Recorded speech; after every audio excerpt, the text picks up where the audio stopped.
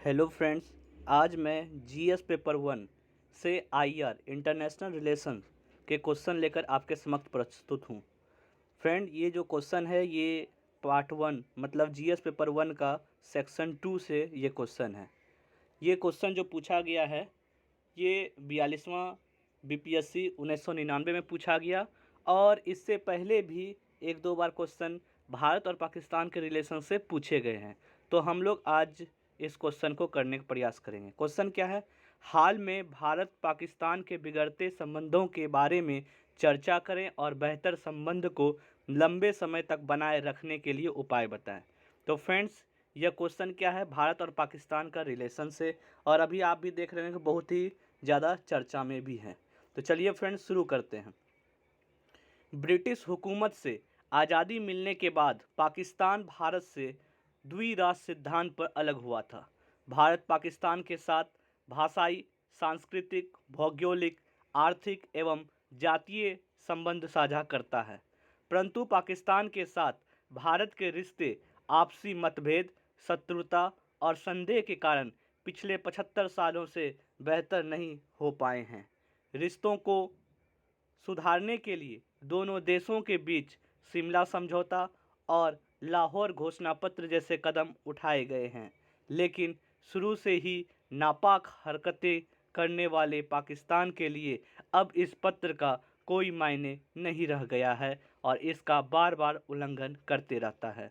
तो फ्रेंड्स, हम लोगों ने पहले इंट्रोडक्शन में देखा कि भारत पाकिस्तान कैसे द्विराष्ट्र सिद्धांत से अलग हुआ और हम लोग का पहले जो भाषा था, संस्कृति था, भौगोलिक, आर्थिक, जातीय सब कुछ एक ही था।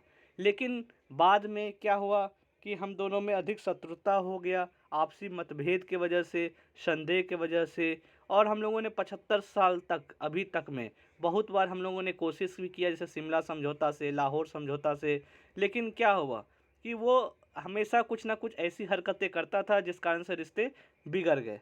तो हम लोग जानेंगे कि भारत और पाकिस्तान के बीच मुख्य विवाद क्या क्या है। तो फ्रेंड्स, आप देखिए, जो भी आप आंसर राइटिंग लिखते हैं तो फर्स्ट पेपर में ज़रूर एक मैप बनाइए और कोई अच्छा सा बनाइए जो देखने में बहुत ही सुंदर लगे और इस पर ज़्यादा नंबर मिलने का चांसेस है। तो क्या क्या है? कश्मीर मुद्दा, मोस्ट फेवर्ड नेशन, सर्किक विवाद, जल विवाद, आतंकवाद। तो ये सब क्या है? मुख्य बिंदु हैं, ये सारे विवाद हैं। अब हम लोग समझेंगे एक एक करके क्या क्या विवाद हैं। सबसे पहले देखते हैं कश्मीर मुद्दा। भारत और पाकिस्तान के बीच स्वतंत्रता के बाद से ही कश्मीर मुद्दा विवादास्पद रहा है। भारत प्रशासित कश्मीर में अनुच्छेद 370 को निष्प्रभावी किए जाने को लेकर पाकिस्तान ने भारत से राजनयिक संबंध सीमित करने और द्विपक्षीय व्यापारिक संबंध निलंबित करने की घोषणा कर दी है। इसके साथ ही इस मुद्दे को संयुक्त राष्ट्र और सुरक्षा परिषद में उठाने का प्रयास किया। जम्मू कश्मीर के विवादित क्षेत्र में भारत और पाकिस्तान के बीच संघर्ष विराम की निगरानी के लिए संयुक्त राष्ट्र पर्यवेक्षकों को जनवरी 1949 में तैनात किया गया था। पाकिस्तान संयुक्त पर्यवेक्षकों को एलओसी की निगरानी करने की अनुमति देता है, जबकि भारत इसकी अनुमति नहीं देता है। तो फ्रेंड्स, अभी क्या चल रहा है कश्मीर मुद्दा का? तो हम लोग क्या करेंगे, यहाँ पे मैप बनाएंगे किसका? जम्मू कश्मीर। जम्मू कश्मीर, लद्दाख उधर पाकिस्तान का। इसमें हम लोग दिखाएं, क्या दिखाएं? अक्साई चीन। देखिए यहाँ पाकिस्तान जो चीन को तोहफा दिया है वो गिलक्रित है, इधर श्रीनगर है, कारगिल है, सियाचिन है, मुजफ्फराबाद है, और जो बीच में है वो एलओसी लाइन है। कैसे होता है? और फ्रेंड, जब भी आप मैप बनाते हैं तो साइड में MNTS जरूर लिखें कि मैप नॉट टू स्केल। तो इससे क्या होगा कि आपका जो मैप जो है स्केल से खींचा नहीं गया है, तो यहाँ पे आपको लिखना ही पड़ेगा जब भी आप कोई मैप बनाते हैं। तो फ्रेंड्स, क्या हुआ कि हम लोग अभी कश्मीर मुद्दा का बात किए तो उसका हम लोगों ने मैप बना दिया। उसी प्रकार अब जल विवाद का बात करेंगे तो उसमें भी हम लोग मैप जरूर बनाएंगे। भारत पाकिस्तान के बीच 1960 में हुई सिंधु जल संधि के तहत 3 पूर्वी नदियों व्यास, रावी और सतलज के पानी पर भारत का पूर्ण नियंत्रण है, जबकि 3 पश्चिमी नदियों सिंधु, चिनाब और झेलम के पानी पर भारत का 20% और पाकिस्तान का 80% नियंत्रण है। यह संधि भारत को सीमित सिंचाई उपयोग के लिए पश्चिमी नदियों के पानी का उपयोग करने और बिजली उत्पादन, नेविगेशन, मत्स्य पालन आदि जैसे अनुप्रयोगों के लिए असीमित गैर उपभोग की अनुमति देती है। परंतु पाकिस्तान को शंका है कि खासकर युद्ध के दौरान भारत पश्चिमी नदी के पानी के साथ छेड़छाड़ करके बाढ़ या सूखा पैदा कर सकता है, इसलिए इस मामले पर भी तनाव बना हुआ है। तो फ्रेंड्स, हम लोग भी जानते हैं सिंधु जल विवाद। फ्रेंड्स, इस सिंधु जल विवाद पर लेकर एक इंडिविजुअल क्वेश्चन भी बन सकता है, क्योंकि ये बहुत ही अहम और गंभीर मुद्दा भी है। अब देखिए कि हम लोग क्या जानते हैं कि मानसरोवर से क्या होता है, सिंधु नदी निकलती है और वहीं से एक सतलज नदी भी निकलती है। और सिंधु नदी का जो पंचनद है वो सब कहाँ मिलता है, अटक, वो ये पाकिस्तान के जो सिंध है वहाँ पे आकर सारे लोग मिलते हैं। और सबसे लंबी कौन है सहायक नदी, चिनाब है। तो चिनाब में ही झेलम मिलता है, फिर चिनाब में क्या रावी मिलता है, सतलज जो है व्यास में मिलता है, फिर सतलज जाके चिनाब में मिलता है। अब क्या है कि जो ऊपर की 3 नदियाँ हैं, जो सिंधु, झेलम, चिनाब, ये तीनों क्या है कि ये भारत इसमें 20% यूज करता है और पाकिस्तान 80%। और जो नीचे है जो रावी, व्यास, सतलज, इसमें भारत पूरा 100% जल यूज करता है। अब तीसरा क्या विवाद है, आतंकवाद। पाकिस्तान के नियंत्रण वाले क्षेत्रों से उत्पन्न होने वाले आतंकवाद द्विपक्षीय संबंधों में एक प्रमुख चिंता का विषय बना हुआ है। आतंकवाद को पनाह देने के चलते अंतर्राष्ट्रीय संस्था फाइनेंशियल एक्शन टास्क फोर्स ने पाकिस्तान को ग्रे लिस्ट की सूची में रखा है। FATF के मुताबिक पाकिस्तान जैश ए मोहम्मद, लश्कर-ए-तैयबा और जमात-उद-दवा जैसे आतंकी संगठनों की फंडिंग रोकने में नाकाम रहा है। आतंकवादी मुठभेड़ की लगातार घटनाओं जैसे उरी और पुलवामा में कई भारतीय सैनिक घायल एवं शहीद हुए और इसकी प्रतिक्रिया में भारत ने भी सर्जिकल स्ट्राइक और हवाई हमला करके आतंकवादी को मार गिराया। तो फ्रेंड्स, सबसे बड़ा अभी भारत पाकिस्तान के रिलेशन को जो तोड़ता है वो आतंकवाद का ही मुद्दा है। हम लोगों ने देखा कि हाल के वर्षों में जैसे उरी जैसे घटना हुई, पुलवामा जैसे घटना हुए, तो ये सब क्या हुए कि जो भारत के अंदर जो भी कुछ मैत्रीपूर्ण संबंध बनाने की प्रक्रिया शुरू भी होती है वो उसे क्रोच देता है और उसे रोक देता है। तो हम लोगों ने देखा कि जो एक अंतर्राष्ट्रीय संगठन है फाइनेंशियल एक्शन टास्क फोर्स, उन्होंने पाकिस्तान को क्या ग्रे लिस्ट की सूची में डाला। और ग्रे लिस्ट, और उन्होंने जो ये एक संगठन है वो पाकिस्तान पर दबाव बनाया कि आप इस आतंकवाद को ख़त्म करने का प्रयास करिए। अगला क्या है, सर्करिक विवाद। सर्करिक सीमा रेखा विवाद कच्छ और सिंध के बीच समुद्री सीमा रेखा की अस्पष्टता के कारण है। आज़ादी से पहले ये क्षेत्र ब्रिटिश भारत के बॉम्बे प्रेसिडेंसी का भाग था। 1947 में भारत की आज़ादी के बाद सिंध पाकिस्तान का हिस्सा बन गया, जबकि कच्छ भारत का ही हिस्सा रहा। ये क्षेत्र सामरिक लिहाज से बेहद महत्वपूर्ण है। ये क्षेत्र एशिया के सबसे बड़े मछली पकड़ने वाले क्षेत्रों में से एक है। साथ ही इस क्षेत्र के समुद्र के नीचे तेल और गैस के विशाल भंडार मौजूद होने के कारण इस क्षेत्र का अपना अलग महत्व है। तो फ्रेंड, जैसा कि हम लोग जानते हैं जो सर्करिक विवाद क्या विवाद है, पहले ये बॉम्बे प्रेसिडेंसी होता था क्योंकि सिंध भी इसी के अंतर्गत भी आता था। लेकिन जब भारत और पाकिस्तान जो अलग देश बने, जो कच्छ है वो भारत के अंदर आ गया और जो सिंध है वो पाकिस्तान के अंदर आ गया। फ्रेंड्स, आप यहाँ पे मैप देख रहे हैं, जो डॉटेड लाइन से दिख रहा है वो क्या, वो भारत क्लेम करता है कि ये हमारा सीमा है। और वहीं पाकिस्तान जो लाइन से घिंचा हुआ है तो वो पाकिस्तान करता है क्लेम कि ये मेरा ही है। तो फ्रेंड्स, यहाँ पे हम लोगों ने गुजरात का मानचित्र बनाया और उधर जाके हम लोग सिंध का बनाया, और जो बीच में जो आपको दिख रहा है वो सर्करिक विवाद है। तो फ्रेंड्स, आपको हमेशा कुछ भी कर रहे हैं तो उसमें आपको क्या करना है, एक मैप जरूर बनाना है। अब मोस्ट फेवर्ड नेशन का दर्जा। भारत 1 जनवरी 1995 को WTO के सदस्य बना था। एक वर्ष बाद WTO के सदस्य के तौर पर 1996 में भारत सरकार ने पाकिस्तान को मोस्ट फेवर्ड नेशन का दर्जा दिया था, लेकिन पाकिस्तान ने ऐसा नहीं किया। पुलवामा में CRPF के काफिले पर आतंकवादी हमले के बाद भारत सरकार ने पाकिस्तान से मोस्ट फेवर्ड नेशन का दर्जा वापस ले लिया, जिसके कारण भारत और पाकिस्तान के व्यापारिक संबंध की कमर टूट गई। तो फ्रेंड, जैसा कि जानते हैं कि मोस्ट फेवर्ड नेशन जब भारत 1 जनवरी 1995 में WTO का सदस्य बना, तो उसके 1 साल के बाद क्या किया, भारत ने पाकिस्तान को मोस्ट फेवर्ड नेशन का ओहदा दिया। मतलब इसमें क्या होगा कि आपको जो एक देश से दूसरे देश में जो टैरिफ लगता है वो बहुत ही कम हो जाता है। और फिर आप जानते हैं कि जो पुलवामा अटैक हुआ इसमें से भारत को बहुत ही ज़्यादा चोट पहुंचा, जिस वजह से उन्होंने क्या किया, मोस्ट फेवर्ड नेशन का वापस दर्जा क्या किया, उनसे छीन लिया और टैरिफ जो है 200% कर दिया, जिस वजह से वह अपना जो सामान है भारत में आके नहीं बेच सकते हैं। इससे क्या हुआ कि इससे भारत और जो पाकिस्तान का व्यापारिक संबंध है बहुत ही ज़्यादा नाजुक मोड़ पे आ गया। अब आगे चलते हैं।